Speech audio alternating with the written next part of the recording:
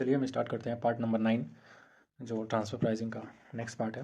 Part number 9 इसमें हम देखते हैं एक सेक्शन बचा हुआ था जो कि 92C जो सेकेंडरी एडजस्टमेंट करके 92C की बात जो है ना मैंने प्रीवियस वीडियो में भी कर रखा था, थोड़ा बहुत वहाँ पे डिस्कशन किया था, बट एक फुल फ्लेज डिस्कशन जो है वो पूरा डिस्कशन वहाँ पे नहीं किया था, तो इसलिए जो पूरा डिस्कशन हम 92C का जो है हम फिर से स्टार्ट करते हैं, ठीक है। और उससे रिलेटेड जो एग्जांपल्स हैं, बाकी क्वेश्चंस है वो भी हम जो है वो कर लेंगे इस पार्ट में। तो जैसे देखिए 92C में बोला है सेकेंडरी एडजस्टमेंट के बारे में, ठीक है। सेकेंडरी एडजस्टमेंट क्या होता है? सेकेंडरी एडजस्टमेंट से पहले हमें जानना होगा प्राइमरी एडजस्टमेंट क्या होता है, ठीक। और प्राइमरी एडजस्टमेंट हम प्रीवियस अभी तक के जितने वीडियो हैं उसमें सारे में प्राइमरी एडजस्टमेंट कैलकुलेट किए हैं लगभग अभी तक।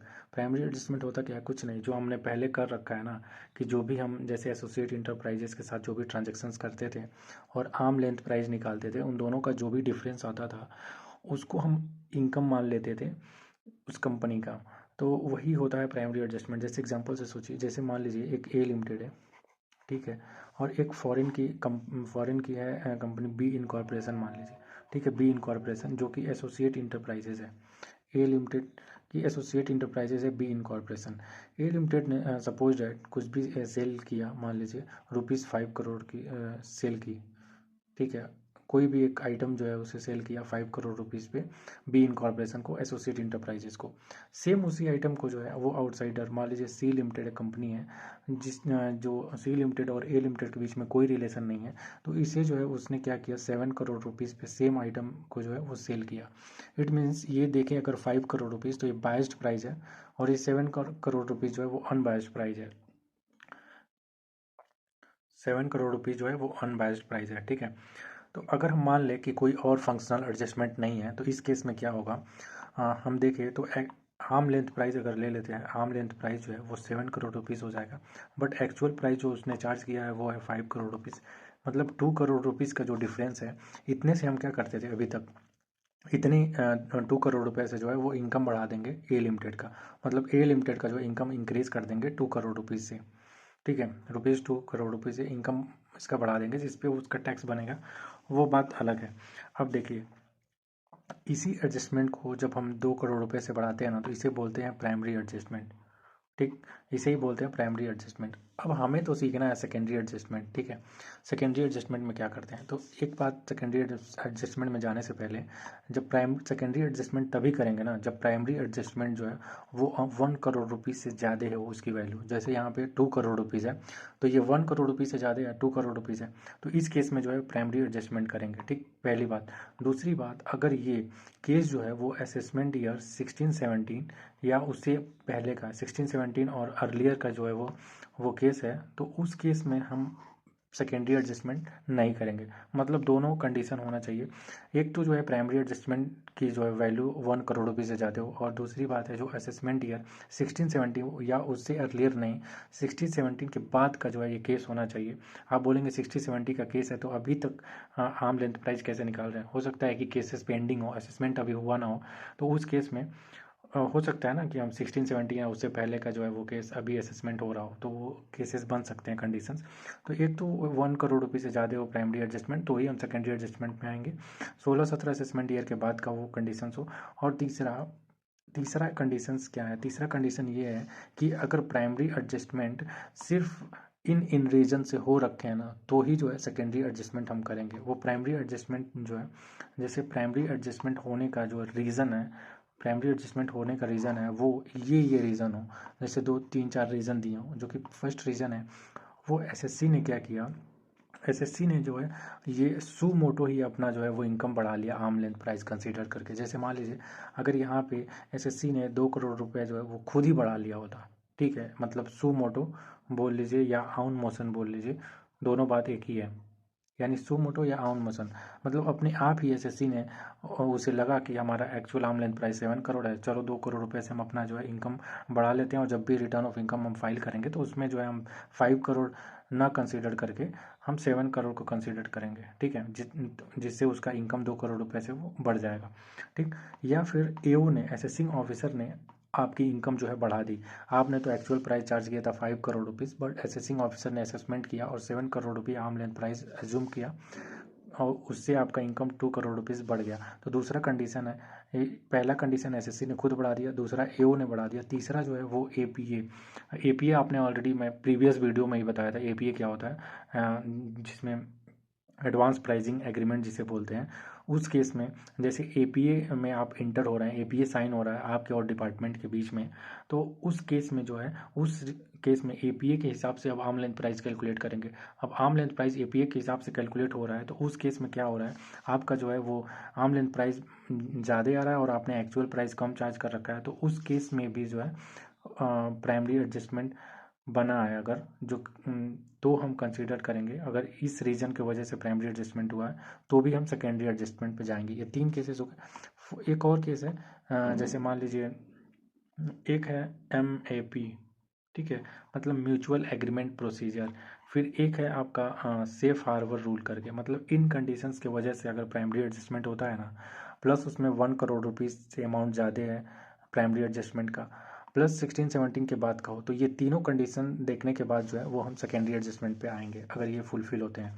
तो अब देखिए सेकेंडरी एडजस्टमेंट क्या है, प्राइमरी एडजस्टमेंट तो हमने समझ लिया। हम ये सेक्शन सेकेंडरी एडजस्टमेंट की ही बात करती है। तो सेकेंडरी एडजस्टमेंट तभी होगा जब हम प्राइमरी एडजस्टमेंट समझ नहीं जाते तो सेकेंडरी एडजस्टमेंट नहीं समझ पाते।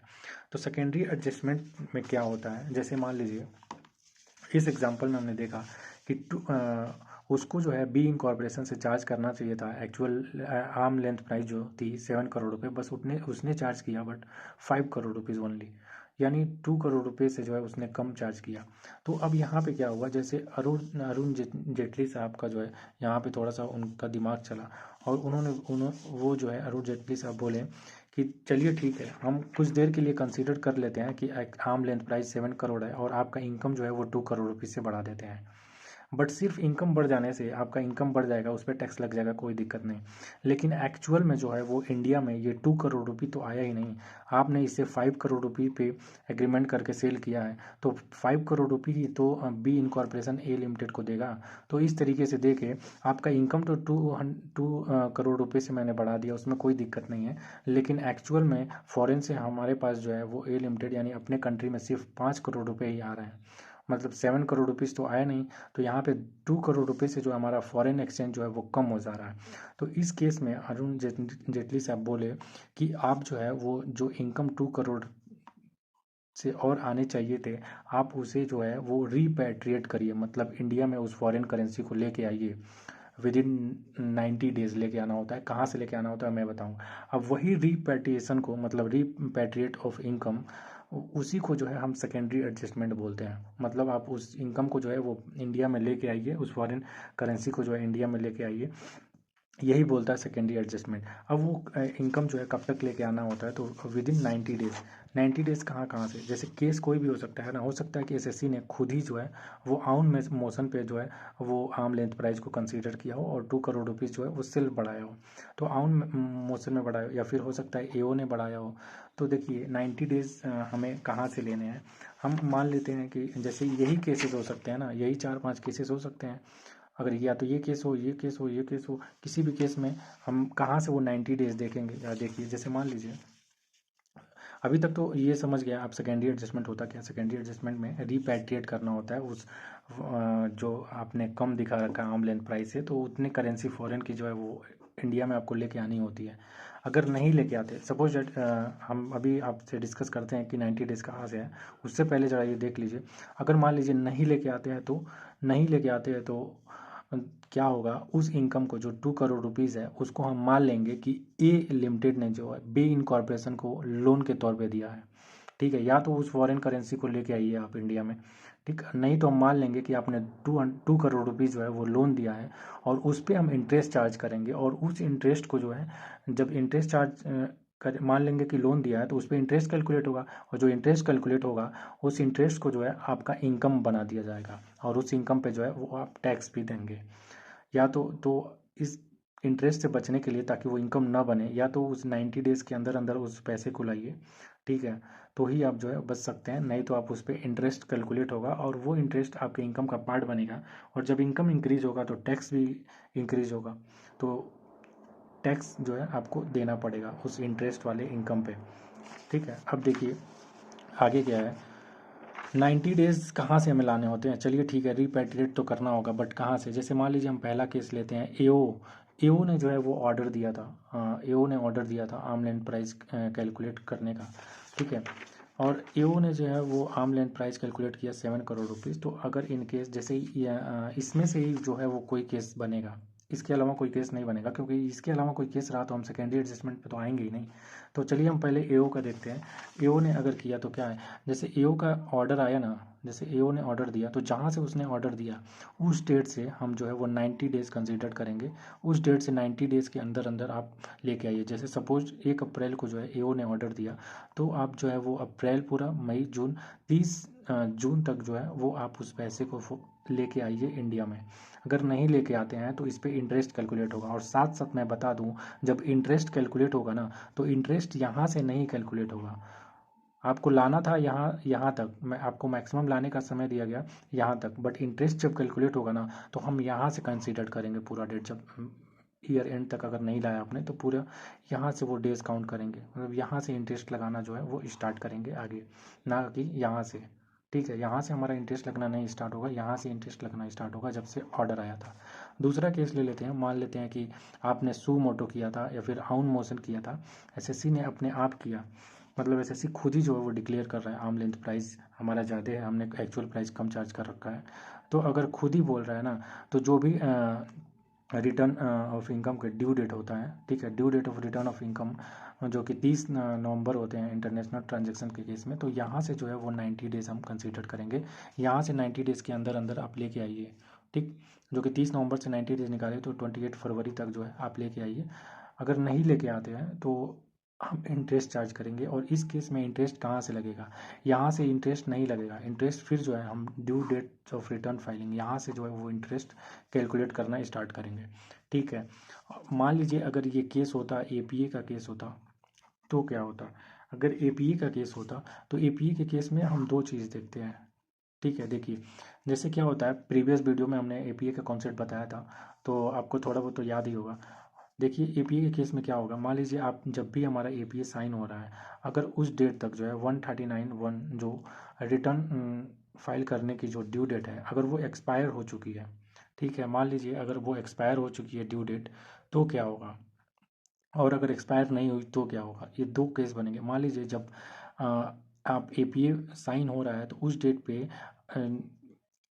ड्यू डेट जो है वो एक्सपायर नहीं हुआ, ठीक है। उस डेट तक अगर ड्यू डेट एक्सपायर नहीं हुआ तो कोई बात नहीं, आप ड्यू डेट ले लीजिए जो कि 30 नवंबर था, ठीक है। ड्यू डेट 30 नवंबर, यहाँ से जो है हम 90 डेज देंगे आपको, और आप उस इनकम को रिपैट्रिएट कर लीजिए, वरना इंटरेस्ट कैलकुलेट करेंगे यहाँ से, इस डेट से इंटरेस्ट कैलकुलेट करेंगे। यहाँ तक आपने ला लिया तो हम इंटरेस्ट नहीं चार्ज करेंगे, बट इस डेट तक जो कि आपकी बनेगी 28 फरवरी तक आपने नहीं लाया, तो फिर जब हम इंटरेस्ट कैलकुलेट करेंगे ना, तो वो यहाँ से कंसिडर करेंगे इंटरेस्ट कैलकुलेट करना। अब मान लीजिए जब एपीए, ये तो था कि एपीए जब आपने साइन किया तो उस डेट पे रिटर्न ऑफ इनकम की ड्यू डेट एक्सपायर नहीं हुई थी, अभी रिटर्न ऑफ इनकम फाइल करना बाकी था। मान लीजिए रिटर्न ऑफ इनकम की जो ड्यू डेट थी वो एक्सपायर हो गई जब हमारा एपीए जो है वो साइन हुआ। जब भी एपीए हमारा जो है वो साइन हुआ, तो उस डेट से पहले ही जो है हमारा due date of return expire हो गया, ठीक है। मतलब हमने रिटर्न फाइल कर चुके हैं, या फिर किए हो ना किए हो ये अलग मैटर है, मतलब एक्सपायर हो गया है due date return of filing का, मतलब डेट ख़त्म हो गया है, ठीक है। तो उस केस में क्या करेंगे? अब देखिए, जब डेट ख़त्म हो गया ना, तो क्या करेंगे, जब भी आपने एपीए साइन किया है, सपोज डेट लिख लेते हैं 10 फरवरी 2023 में आपने जो है वो एपीए साइन किया, तो हम क्या करेंगे, इस याद करिए, सेम एपीए वाला कॉन्सेप्ट लग रहा है। जब हम एपीए प्रीवियस वीडियो में पढ़े थे ना, तो वहाँ से जब कितना दिन मिलता था उसको मॉडिफाई रिटर्न करने का, तो आप देखते थे कि जब भी वो मंथ एंड हो रहा हो, मतलब 10 फरवरी, 28 फरवरी को जो है वो एंड होगा, तो 28 फरवरी से हम 3 महीने जो है उसे देते थे, ठीक है। 3 महीने 28 फरवरी को देते थे, जैसे कि 90 डेज, यहाँ पे भी सेम कॉन्सेप्ट लगेगा। आप वो मंथ जब भी आपने एपीए में कंसीडर किया 10 फरवरी को, तो उस मंथ के एंड पे आ जाइए। उस मंथ के एंड आ गया आपका 28 फरवरी 2023, यहाँ से 90 डेज पकड़िए आप, 29 जून 2023 को ख़त्म होगा 90 डेज। यहाँ तक जो है आपको लेके आना होगा, वो यहाँ तक जो है वो आपको लेके आना होगा फॉरेन का जो भी करेंसी था, यहाँ तक लेके आना होगा। मतलब अगर यहाँ तक नहीं लेके आते हैं आप उस करेंसी को जो कि 90 डेज़ में लेके आना है, तो फिर इंटरेस्ट जो है वो कैलकुलेट होना स्टार्ट हो जाएगा। ठीक, या तो लाइए तो यहाँ इंटरेस्ट से बच जाएंगे, अगर नहीं ला पाते हैं तो फिर इंटरेस्ट जो है हम कैलकुलेट करना स्टार्ट कर देंगे। ओके, तो ये केस था कि हमारा सेकेंडरी एडजस्टमेंट कब होता है, और सेकेंडरी एडजस्टमेंट के केस में अगर कब जो है हमें रिपैट्रिएट करना होता है, कब तक, जिसमें 90 डेज़ का टाइम है, और 90 डेज़ का टाइम कहाँ से मिलता है। ठीक है, और मान लीजिए मैंने बताया था इंटरेस्ट कैलकुलेट होगा। अब सपोज डैट उसने जो है वो लाया नहीं, तो अब इंटरेस्ट कैलकुलेट होना जब स्टार्ट होगा ना, तो इंटरेस्ट कैसे कैलकुलेट होगा जरा देखिए। इंटरेस्ट कैलकुलेट करने के लिए हमें तो रेट भी तो चाहिए, तो डिपार्टमेंट बोलता है कि रेट भी मैं आपको बता दूंगा कि कौन से रेट से आपको जो है वो लेने हैं इंटरेस्ट चार्ज करने के लिए। सपोज डैट हमारा प्राइमरी एडजस्टमेंट का जो अमाउंट था, हम मान लेते हैं हमारे केस में 2 करोड़ रुपीज़ थी प्राइमरी एडजस्टमेंट का अमाउंट। तो 2 करोड़ रुपए आप ला दिए अगर टाइम पे, तो ठीक है, टाइम मैंने आपको बता दिया कि कब तक लेके आना है। अगर आपने नहीं लाया, ठीक है, तो मैं बोला कि इंटरेस्ट इनकम चार्ज होगा। अब एक एग्जांपल लेते हैं, एग्जांपल से देखते हैं कि कब तक। जैसे मान लीजिए 2 करोड़ रुपीज़ आपको लाना चाहिए था, बट 2 करोड़ रुपए आपने नहीं लाया, तो उस केस में जो है वो इंटरेस्ट लगेगा। अब इंटरेस्ट लगेगा कितना, वो मैं आपको बता देता हूँ। जैसे कि दो केस है, इंटरेस्ट रेट हमें चाहिए ना इंटरेस्ट लगाने के लिए, तो इंटरेस्ट रेट हम कौन सा कंसिडर करेंगे, तो ये इंटरेस्ट रेट हो सकता है कि जो करेंसी आपको रिपेट्रिएट करनी थी, मतलब जो इंडिया में आपको करेंसी लेके आनी थी वो रुपए में थी, मतलब ट्रांजैक्शन जो है वो रुपए में हुआ था, या हो सकता है ट्रांजैक्शन जो है वो फॉरेन करेंसी में हुआ था, जैसे मान लीजिए डॉलर में हुआ था। अगर जो है वो ट्रांजैक्शन आपका रुपये में हुआ है, इंडियन करेंसी में हुआ है, तो उस केस में क्या होगा, हम एसबीआई का जो है ना, एसबीआई का सबसे पहले आपको डेट बता देता हूँ। आप 1 अप्रैल ऑफ द प्रीवियस ईयर, ठीक है, मतलब जिस ईयर का इनकम बनाएंगे ना उस इंटरेस्ट को, उस ईयर का 1 अप्रैल को एसबीआई का जो है वो लेंडिंग रेट लेना होगा आपको। 1 ईयर का लेंडिंग रेट लेना होगा, ठीक है, एसबीआई का 1 ईयर लेंडिंग रेट लेंगे। और जो भी रेट आएगा, सपोज डैट अगर रेट आ गया 9%, तो उस रेट में हम 3.25% जो है वो ऐड करेंगे। कोई भी रेट आएगा उसमें 3.2% ऐड करेंगे। हमारा टोटल, जैसे इस केस में मान लेते हैं 12.25% हमारा रेट कंसीडर हो जाएगा फॉर कैलकुलेशंस ऑफ इंटरेस्ट।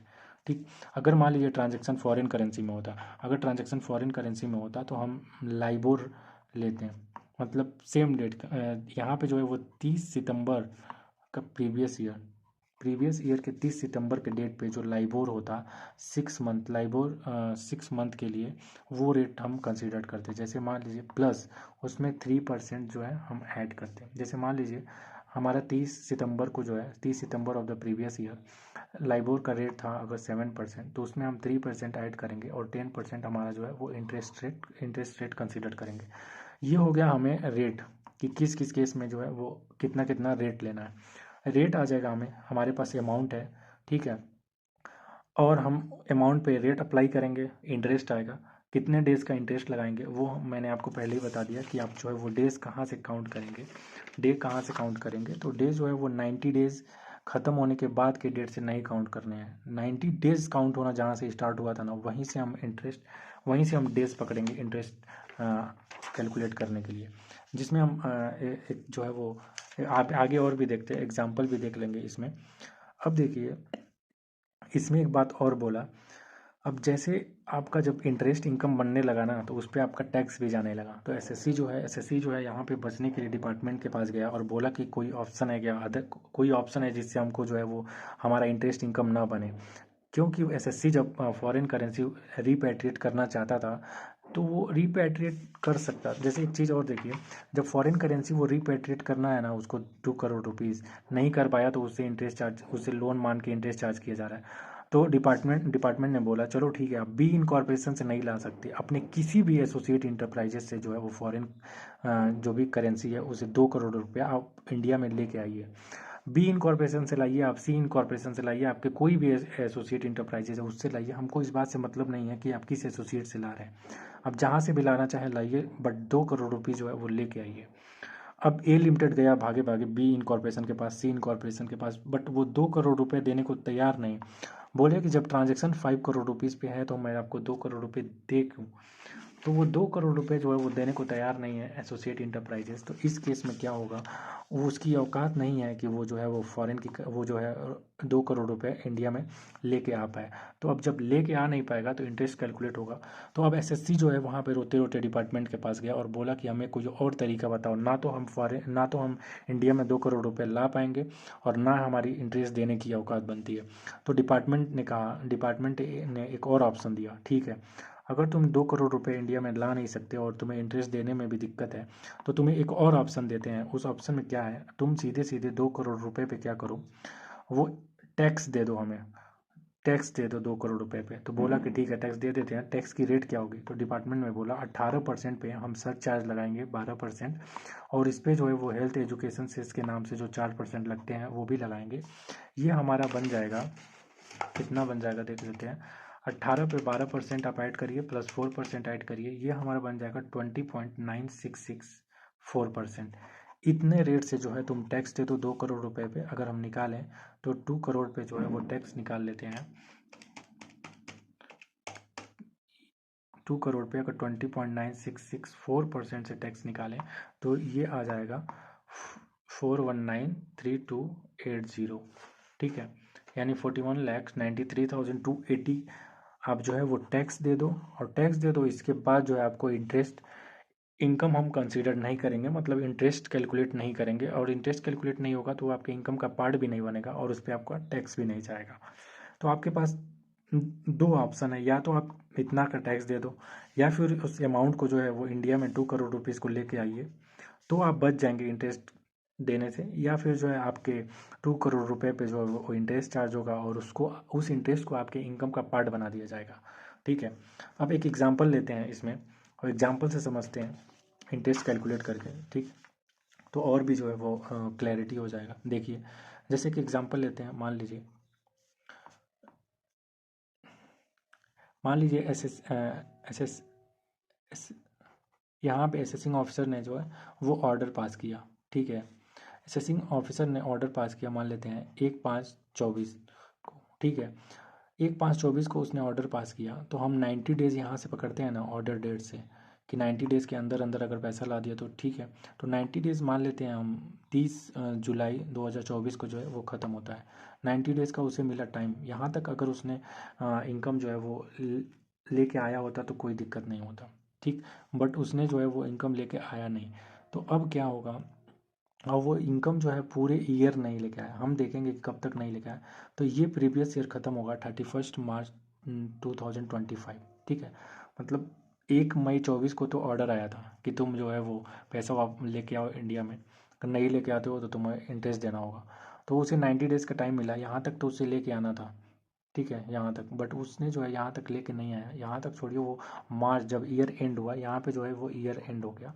तो जब भी ईयर एंड हो गया ना, तो उस ईयर एंड तक के इंटरेस्ट को हम इसी प्रीवियस ईयर का जो है वो इनकम मान लेते हैं, ठीक है। इसी प्रीवियस ईयर का इनकम मान लेंगे और इस प्रीवियस ईयर के लिए जब भी टैक्स जाएगा तो वो इनकम में ऑलरेडी इंक्लूड हो जाएगा इंटरेस्ट का अमाउंट, और उस पर जो है जब टैक्स जाता है तो वो टैक्स जाएगा और टैक्स देगा।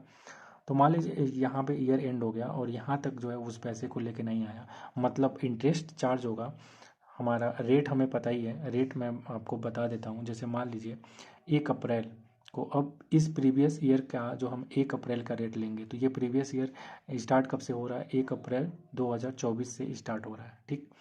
ईओ का ऑर्डर यहाँ पे आया था, ये प्रीवियस ईयर स्टार्ट हो रहा है, और हमें एसबीआई का लेंडिंग रेट लेना होता है, आपको पता हो अगर रुपए में करेंसी है तो, मतलब ट्रांजैक्शन अगर रुपया में हुआ हो, जो कि अभी हमने एग्जांपल में दिखाया था, यहाँ पे एसबीआई का लेंडिंग रेट लेना होता है।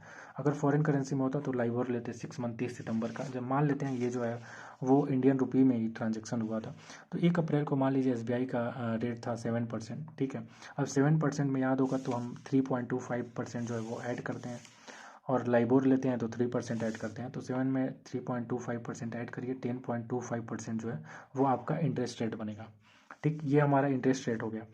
अब हमारे हमारे केस में जो है मान लेते हैं हम वही अमाउंट लेते हैं 2 करोड़ रुपीज़, ठीक है। 2 करोड़ रुपीज़ पे 10.25% का जो है हम इंटरेस्ट रेट लगाएंगे। बट डेज कितना कैलकुलेट करेंगे, तो याद होगा आपको, मैं अभी थोड़े टाइम पहले बताया आपको कि डे जो है वो आफ्टर 90 डेज के बाद, मतलब यहाँ से जो है वो डेज नहीं कैलकुलेट करना, आपको डेज यहाँ से कैलकुलेट करना जहाँ से असेसमेंट ऑर्डर आया था। तो यहाँ से अगर आप डेज निकालें तो पूरा जो है वो मई में 30 दिन, फिर जून में 30 दिन, जुलाई में 31 डे, अगस्त में 31 डे, फिर सितंबर में 30 दिन, फिर अक्टूबर में 31 दिन, फिर नवंबर में 30, फिर दिसंबर में 31, फिर जनवरी में 31, फरवरी में 28, फिर जो है वो मार्च में 31, यानी टोटल हमारे पास 334 डेज है 365 डेज में से। ठीक, तो ये हमारा बनेगा इंटरेस्ट। ठीक है, तो इस पे इंटरेस्ट कितना आ जाएगा हम कैलकुलेट कर लेते हैं। इस पे इंटरेस्ट आ जाएगा 10.25 के रेट से आपका 334 डिवाइडेड बाई 365, ये आ गया आपका 1875890। ठीक है, मतलब 18,75,890 रुपीज़ का जो है वो इंटरेस्ट है। अब ये किस प्रीवियस ईयर का इनकम बनेगा, तो ये इनकम बनेगा फॉर प्रीवियस ईयर, मतलब फाइनेंशियल ईयर बोलिए प्रीवियस ईयर 24-25 के लिए। ठीक, अब इस पे हम जब रिटर्न जाएगा हमारा असेसमेंट ईयर 25-26 में, तो ये जो है इंटरेस्ट ऑलरेडी हमारे इनकम का पार्ट बन जाएगा इस फाइनेंशियल ईयर के लिए, इस प्रीवियस ईयर के लिए। और उस पर टैक्स जब हम रिटर्न फाइल करेंगे 25-26 असेसमेंट ईयर में, तो ऑटोमेटिकली जो है उस पर टैक्स चला जाएगा। अब अगर अब अगर यहाँ पे एसएससी को जो है ये इंटरेस्ट देने से बचना है तो क्या करें आप, याद करिए एक ऑप्शन था जिस पे आप क्या करते थे 18% प्लस उस पे से 12% प्लस 4% का एजुकेशन से, जो कि 20.966% से टैक्स दे दो, तो ये इंटरेस्ट देने की ज़रूरत नहीं है। जैसे हमने यहाँ पे एग्जांपल में लिया था कि 20.9664% के रेट से आप 2 करोड़ पे टैक्स दे दो। अब ये 2 करोड़ क्या है, जो इंक्रीज्ड अमाउंट है, जो इंक्रीज अमाउंट है, जैसे कि यहाँ पे आर्म लेंथ प्राइस और एक्चुअल प्राइस के बीच में जो डिफरेंस था, उस पर अगर इतने से आप टैक्स निकालोगे तो कितना आएगा, 41,93,280 का जो है आप टैक्स दे दीजिए, तो ये इंटरेस्ट अमाउंट देने की ज़रूरत नहीं है। तो आप बोलेंगे कि तो टैक्स क्यों दे, टैक्स के अमाउंट तो ज़्यादा है। अरे तो ये हर साल इनकम का पार्ट बनेगा और इस पर प्लस टैक्स अलग से, टैक्स तो लगना ही है इस पर। और जब तक नहीं आप लेके आते हो तब तक टैक्स, ये इंटरेस्ट जो है वो कैलकुलेट होते रहेगा, आपका इनकम का पार्ट बनते रहेगा। आप टैक्स के कई टाइम्स जो है वो इंटरेस्ट पे इनकम टैक्स दे दोगे आप। तो आपके पास ऑप्शन है, या तो आप उस पैसे को लेके आइए या फिर टैक्स दीजिए, अगर इंटरेस्ट को इनकम बनाने से बचना है तो ये पूरा कॉन्सेप्ट था सेकेंडरी एडजस्टमेंट का। अगर एक बार फिर से देखना चाहें तो सेकेंडरी एडजस्टमेंट जो है कब हम कंसीडर करते हैं, सबसे पहले प्राइमरी एडजस्टमेंट। प्राइमरी एडजस्टमेंट जब हम कैलकुलेट करते हैं तो प्राइमरी एडजस्टमेंट का अमाउंट 1 करोड़ रुपये से ज़्यादा हो तो ही हम सेकेंडरी एडजस्टमेंट पे जाते हैं। प्लस उस 16-17 के बाद का वो ट्रांजेक्शन हो, असेसमेंट ईयर 16-17 के बाद का प्लस प्राइमरी एडजस्टमेंट इन रीजन की वजह से हुए होने चाहिए, या तो एसएससी ने खुद किया हो या फिर असेसिंग ऑफिसर ने जो है कंप्यूट किया हो, या एपीए के द्वारा हुआ हो, या एमएपी या सेफ हार्बर रूल, ये दोनों आप उतना कंसीडर ना करिए। अब म्यूचुअल एग्रीमेंट प्रोसीजर क्या होता है ये मैं आपको बता दूंगा नेक्स्ट पार्ट में। ठीक है, जो इंपॉर्टेंट था मैंने बता दिया यहाँ पे। उस केस में सेकेंडरी एडजस्टमेंट करते हैं, और सेकेंडरी एडजस्टमेंट में क्या होता है, सेकेंडरी एडजस्टमेंट में विद इन 90 डेज में जो है वो, विद इन 90 डेज में हमें उस पैसे को लेके आना होता है, जो कि हमने यहाँ पे बताया था। 90 डेज कहाँ से काउंट करेंगे ये भी बता दिए सारे केसेस में। ठीक है, और नहीं लेके आते हैं तो इंटरेस्ट चार्ज होगा, तो इंटरेस्ट कहाँ से हम कंसीडर करेंगे ये भी मैंने आपको बता दिया। और इंटरेस्ट कैलकुलेट करेंगे, और इंटरेस्ट जो है वो आपके इनकम का पार्ट बन जाएगा उसी फाइनेंस प्रीवियस ईयर के लिए जिस प्रीवियस ईयर में आपको लेके आना चाहिए था, आप नहीं लेके आए। ठीक, या फिर अगर आप इंटरेस्ट नहीं देना चाहते हैं और आपकी लाने की औकात नहीं है उस करेंसी को इंडिया में, ठीक है, ना ला पा रहे हैं ना इंटरेस्ट देना चाहते हैं, तो आपके पास एक ऑप्शन था जिसमें 18% पे हम सेस दीजिए 12% प्लस 4% जो हेल्थ एजुकेशन सेस, जो कि बनता था 20.9664% के रेट से आप उस पर टैक्स दे दीजिए इंक्रीज्ड अमाउंट पे, जो arm length price actual price के बीच में डिफरेंस था उस पर टैक्स दे दीजिए, और उसके बाद तब जो है आपका इंटरेस्ट इनकम हम नहीं बनाएंगे। ठीक है, तो ये पूरा एक पार्ट था जो सेकेंडरी एडजस्टमेंट का 92C से रिलेटेड। इस पे हमने एग्जांपल भी देख लिया। अब इससे रिलेटेड जो क्वेश्चंस है ना हम नेक्स्ट पार्ट में कर लेंगे। Thank you.